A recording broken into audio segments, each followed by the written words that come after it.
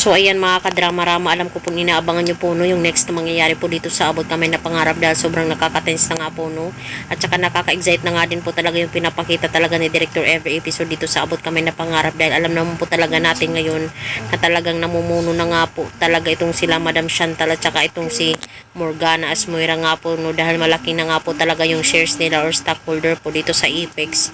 Talagang inis na inis nga po talaga itong sila Giselle at saka sila RJ dahil hindi nga po talaga sila tutol na ipapangalan nga po kay Morgana no, o kay Moira yung building na ipapatayo nga po talaga na, pero wala po talaga silang nagawa at nasabi na lang talaga nila RJ at saka nila Giselle na naisahan talaga tayo ni Morgana at saka ng mag-ina na yan.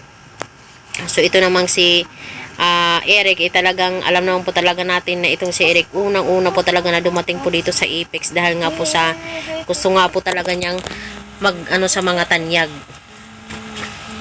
Gusto nga po niyang magiganti sa mga tanyag. So yun lang, dahil umalis nga po siya sa US, talagang si Justin nga po talaga yung naiwan nga po dito sa Apex.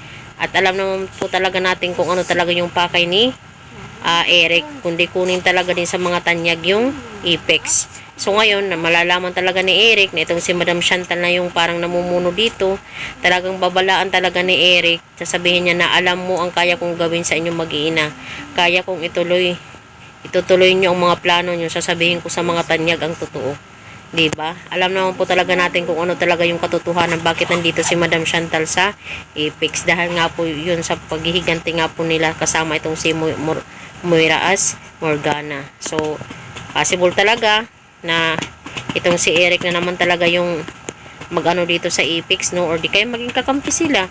Diba yung mga ganong sitwasyon ba? Maghahanapan na naman sila ng kakampi. Possible na magkampihan itong dalawa na to. Diba? Alam mo naman kung anong kaya ni Madam Chantal. Pera lang talaga ang katapat ng lahat ng bagay. Grabe no, dito sa mundo, pera lang yung katapat mo sa isang bagay no, ay magiging okay ka na. Kagaya ni Morgana, talagang bibigay do sa kanya yung 45% ng shares dito sa Apex. Di ba ano pa? Umuki na siya, biglang umalis. Sumunod talaga siya sa kanyang mama para wala nang silang alitan ni Moira, pero hindi pa nga tapos itong si Morgana dito kay Moira. Talagang magtatapat pa talaga sila.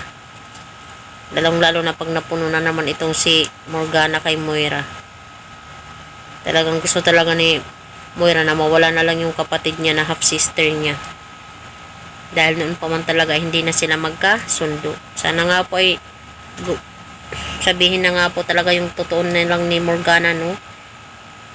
Hindi na lang siya masilaw sa pera. Dahil nakikita niya na hindi na talaga maganda yung ginagawa ng kapatid niya. Dapat hindi na sana niya tinotolerate yun.